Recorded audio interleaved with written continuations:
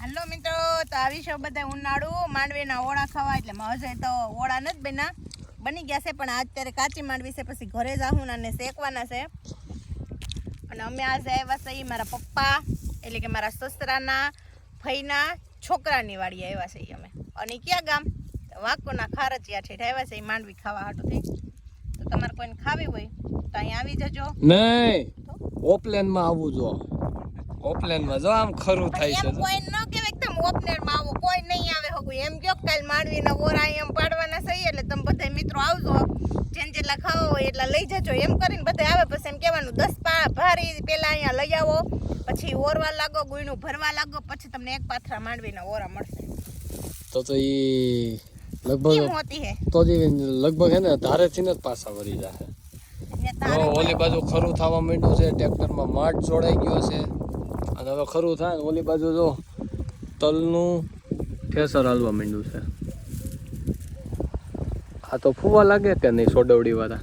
હે ફુવા લાગે નહીં કે ફુવા હોય એમ કઈ ફુવા લાગે નહીં. ફુવા જ છે. ફુવા જ છે. હાલો તો આપણે ફુવા પાસે જાય. કેવી ખેડૂતની વેદના છે જાણી.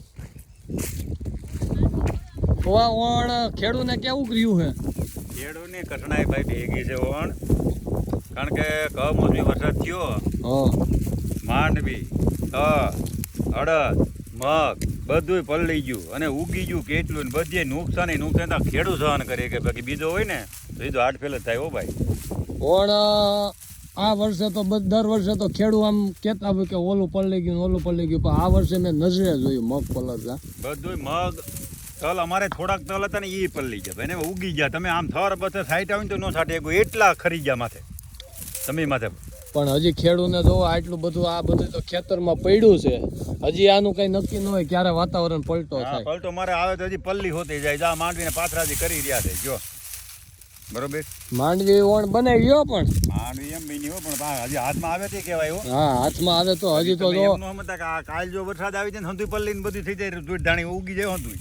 આને રાતે ઠેસરમાં કાઢ નાખે હાલે એમ છે? નથી હાલે એમ હવે? તો હાલે એમ છે, પણ માણા મળવા અત્યારે મુશ્કેલ થઈ ગયા છે. ગોરા ખાવા બોલાવીને બધા તમારા ગામમાં અમારા ગામમાં લઈ આવીને તો કદાચ હાલી જાય. ભાઈ રમેશભાઈ નું ઠેસર ઈ થાય તો હે ભાऊ કેમ કરવું? ઓરા ખાવા બધા એક ગાડી ઓરા છે કે નહીં બધા ખાવા આવો કે બરોબર. બધા ઓરા ખાવાનો ઓરાનો પ્રોગ્રામ કરી આપણે.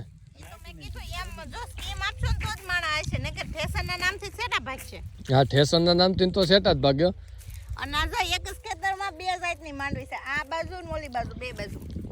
આ બાજુ ઝીણી માંડવી છે, ઓલી બાજુ મોટી માંડવી છે. જોયું પેલા? ના જાત અલગ અલગ ન હોય. બે ભાઈઓનું વાવેતર અલગ અલગ છે, બિયારણ અલગ અલગ છે. અહીંયા જો આ મોટી શેઠો છે એટલે આ બિયારણ અલગ છે. પણ એમને આ માંડવીની ખાસિયત છે જો એક દાણો ઊભો આવે, એક દાણો આડો આવે જો છે. અને આમાં એવું ન હોય, આમાં જો સીધો જ દાણો આવે. એમાં નાની હોય ઈ જ, એમાં મોટો થઈ જાય. પણ આમાં જો ખાસિયત જો આ દાણાની, એક આડો દાણો એક ઊભો દાણો. શું કામ? લાવો ફોલવા દો. એમ હું તમ કયો એમ હા, પણ જોઈ લે, હાલે ફોલી લે તો માઈન કે ન માઈન ફોલી લે. જોઈ લે હરખી ફોલી જાય. જો એક ઊભો, આ ઊભો દાણો નીકળો જોઈ લે, ઈ આડો દાણો છે. રેડી બે રેડી રેડી ને? કી નામ મિલેગી તમને. હવે આની ખાસિયત શું કામ? આ માંડવીની ખાસિયત શું હે? એક દાણો આડો ને એક ઊભો રહે એની ખાસિયત શું મને ખબર છે. બે દાણાનો વિકાસ સરખો થાય. આ દાણામાં જો આ માંડવી ફોલ એમાં દાણો નાના મોટો હોય છે. જો આ ઊભી માંડવી એમાં દાણો નાના મોટો હોય. પણ આ તમે નંગ જ નબળું ગોતીને દીધું તો? નંગ નબળું નહીં, આમાંથી ગમે લઈ લે. દાણા જોજે નાના મોટા આવી છે. એમાં ટોપનો દાણો હોય ને એનો વિકાસ ન થયો હોય જોઈ લે છે. વેચલા દાણાનો ન થયો. આ માંડવી તો આનો આપણે પૂરો હોય છે જોજો. પણ ઈ તો વાત છે ને, ઈ એક જ દાણો હતો એટલે. તો આવી જાવ મિત્રો. ક્યાં વાકોન ખારચિયામાં ઘોઘા ખાવા. ઘોઘા નહીં, ઓરા. હા, ઓરા ખાવા. ઓરા પરિવારના આંગણે ઓરા ખાવા. ઓરા પરિવારના ઘરે ઓરા ખાવા આવી જાવ. વાડીએ ઘરે શું કામ છે? પછી ઈવડે પાત્રો શેકીને લેતા આવી છે. બીજું તો શું કરવું? આટલે તો ઓપનર કોણ હાકશે તો?